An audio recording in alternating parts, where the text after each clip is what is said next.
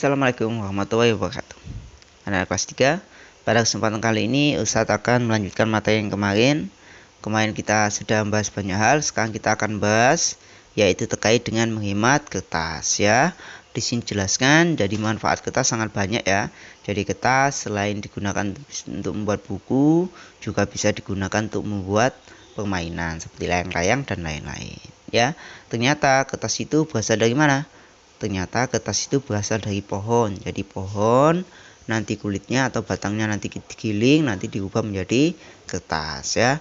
Maka kita harus tahu ternyata kertas yang kita pakai itu berasal dari pohon, di mana pohon itu membutuhkan waktu yang lama untuk tumbuh. Nah, maka dengan itu maka kita harus menghemat penggunaan kertas ya. Nah, di sini ada beberapa istilah terkait dengan pohon ya. Ada selulosa. Selulosa itu jaringan kayu. Lunak ya, lunak itu artinya itu lentur ya. Molekul, molekul itu adalah kelompok zat, itu artinya molekul. Lalu ada ampas, ampas itu sisa. Pul, pul itu artinya adalah bubur kayu atau bubur kertas, itu namanya pul. Lalu pipi, kalau pipi itu berupa lempengan atau tipis. Menyerap, menyerap ini artinya menyerap sesuatu ya, atau memiliki daya serap. Lalu kardus, kardus adalah kotak yang biasanya digunakan untuk mengemas sesuatu, itu kardus yang terbuat dari kertas. Serat, serat itu adalah istilahnya penyusun kayu ya, itu berupa serat-serat nanti. Menggiling, nah kalau menggiling itu menghancurkan dengan proses memutar ya, itu menggiling biasanya dengan menggunakan alat tertentu. Jadi ini terkait dengan istilah-istilah yang ada kaitannya dengan kayu. Untuk lebih lanjutnya atau lebih jelasnya nanti kalian juga bisa menggunakan kamus bahasa Indonesia, atau juga bisa digunakan menggunakan KBBI secara online juga bisa. Nanti kalian cari tahu kira-kira ini maknanya apa saja. Tapi secara singkat seperti yang tadi saya jelaskan ya. Nah, di sini setelah kalian mengetahui maknanya masing-masing, maka kalian bisa membuat kalimat berdasarkan kosakata ini. Saya kasih satu contoh ya. Contohnya molekul. Molekul air digunakan untuk melarutkan serbuk kayu, misalnya gitu. Atau molekul air digunakan untuk mencampurkan antara lem dengan pul atau bubur kertas ya, juga bisa digunakan ya. Jadi semacam itu untuk membentuk kalimatnya ya. Untuk yang lainnya nanti kalian bisa membuat sendiri berdasarkan kata-kata yang ada di sampingnya. Oke. Nah, setelah itu untuk kegunaan kayu. Jadi di sini kita tahu beberapa alat itu tidak menggunakan kayu ya, atau tidak menggunakan kertas. Contohnya alat musik. Alat musik ini tidak menggunakan kertas, tetapi bahan dasarnya itu sama dengan kertas, yaitu menggunakan kayu. Ya, jadi ini juga menggunakan kayu batangnya. Ya, jadi ini terkait dengan penggunaan kayu untuk kehidupan manusia ya. Nah, di sini kalian harus tahu beberapa jenis kayu yang biasa digunakan untuk menghasilkan kertas. Itu ada namanya pohon pinus. Ya, ada pohon akasia, ada pohon jati. 3 jenis pohon ini bisa diolah menjadi bahan kertas ya. Yang perlu kalian tahu bahwa untuk tumbuh tanaman ini membutuhkan waktu yang sangat lama. Contohnya tanaman jati. Tanaman jati itu membutuhkan waktu puluhan tahun untuk dapat tumbuh dengan baik ya. Nah, selanjutnya untuk mengukur panjang, perhatikan. Nah, di sini ada kegiatan untuk mengukur panjang, di mana mengukur panjang itu bisa kita gunakan dengan menggunakan alat ukur tertentu.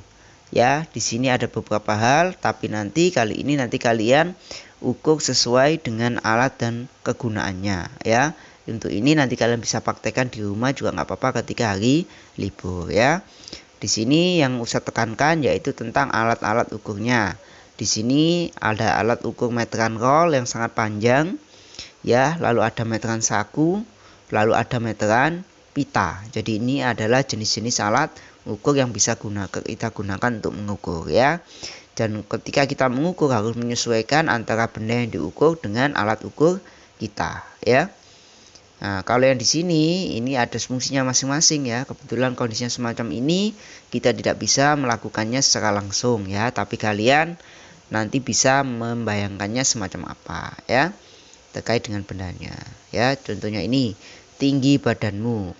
Kalau tinggi badan maka bisa digunakan mengukur menggunakan meteran saku. Ya, panjang lingkar pinggang. Panjang lingkar pinggang bisa menggunakan meteran pita. Ya, jadi semacam itu nanti ngerjakannya. Oke, selanjutnya fungsi plastik dan bahayanya. Ya, jadi ternyata ada bahan lain selain kayu, yaitu menggunakan plastik, di mana plastik ini kegunaannya juga sangat banyak. Contohnya untuk ember, ya, untuk gayung, ya, untuk pengambil pengambil sampah, lalu ada untuk payung. Kenapa bahan ini menggunakan plastik? Karena plastik adalah salah satu bahan yang dapat menahan air, jadi tidak terserap air. Jadi ketika ada air di dalamnya, maka air itu tidak akan keluar, ya, karena ini termasuk bahan kedap air, ya. Nah, namun demikian, ya, plastik itu memiliki kekurangan di mana plastik itu sulit terurai, dan kalau tidak terurai maka bisa menjadi polusi lingkungan, dapat mencemari lingkungan, terutama lingkungan air sama lingkungan tanah, ya. Jadi air dan tanah bisa tercemar jika ada pembuangan plastik secara berlebihan, ya. Selanjutnya, nah, di sini adalah data terkait dengan waktu yang dibutuhkan bahan tersebut untuk hancur. Di sini kita lihat yang paling bawah itu ada styrofoam. Nah, ternyata styrofoam itu yang sering sekali kita gunakan baik untuk makanan atau untuk bahan lainnya itu tidak dapat diuraikan. Jadi tidak sama sekali tidak dapat diuraikan, ya. Jadi makanya penggunaannya harus dibatasi, ya. Jadi ini styrofoam hanya kita bisa bakar, ketika dibakar pun masih ada sisanya, dan sisa pembakaran itu tidak bisa hancur, ya. Jadi ini terkait dengan bahan-bahan dan waktu yang dibutuhkan untuk bisa terurai di lingkungan, ya. Nanti kalian bisa amati. Nah, di sini biasanya kalian tentunya pernah menemukan simbol semacam ini, ya. Ini adalah simbol terkait dengan sampah, di mana sampah itu harus bisa redus artinya dikurangi. Cara mengurangi sampah itu bisa dengan cara dibakar kalau memang sampah itu mudah terbakar dan nanti ketika dibakar hilang. Yang kedua, reuse artinya bisa digunakan kembali, ya. Contohnya kantong plastik, ya, kantong plastik atau misalnya tas, ya, tas yang biasanya digunakan belanja itu bisa digunakan kembali atau reuse. Lalu ada recycle.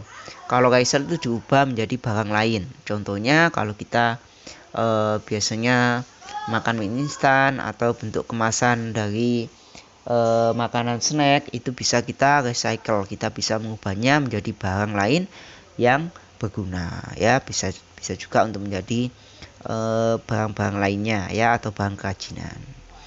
Nah, di sini silakan nanti kalian bermusyawarah atau menentukan apa saja cara untuk mengurangi sampah. Kira-kira apa saja nanti kalian diskusikan di sini, ya. Teman kalian siapa, lalu hasilnya terkait dengan bagaimana cara mengurangi sampahnya semacam apa nanti kalian tuliskan. Nah, setelah itu nanti kalian jelaskan terkait dengan pendapat dari teman-temanmu dan juga pendapatmu, nanti kalian jelaskan di sini. Oke. Nah, di sini ada permainan bola tangan. Perhatikan, jadi pemain bola tangan itu bisa juga semacam ini, ya. Jadi ini cara memindahkan dalam permainan bola tangan, yaitu dari bawah ke atas, ke bawah ke atas, ya. Ini terkait dengan permainan bola tangan, ya. Aturan dari permainan bola tangan yaitu permainan dilakukan di lapangan. Jadi artinya dilakukan di lapangan terbuka. Permainan dilakukan oleh dua kelompok, jadi bersaing nanti kelompok kanan sama kelompok kiri. Setiap pemain harus masukkan bola ke gawang lawan, ya. Masukkan gawang lawan di belakang biasanya. Bola harus dioperkan pada teman satu tim. Setiap pemain harus mengoperkan bola setelah melangkah paling banyak 5 langkah, ya. Jadi ini ke belakang, nanti jalan. Kelompok yang dapat masukkan bola sebanyak-banyaknya ke gawang dengan melemparnya itulah pemenangnya, ya. Jadi ini permainan bola tangan. Oke, demikian pembelajaran kali ini. Cetak gigi. Jangan lupa tetap semangat untuk mengerjakannya, ya.